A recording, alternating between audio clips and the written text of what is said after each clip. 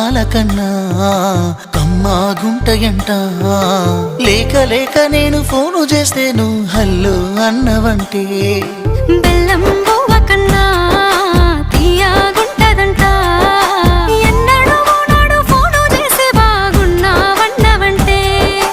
ఏడాది ఎండల్లో ఉంటేనై మోస్తున్న నా బతుకు కష్టాలని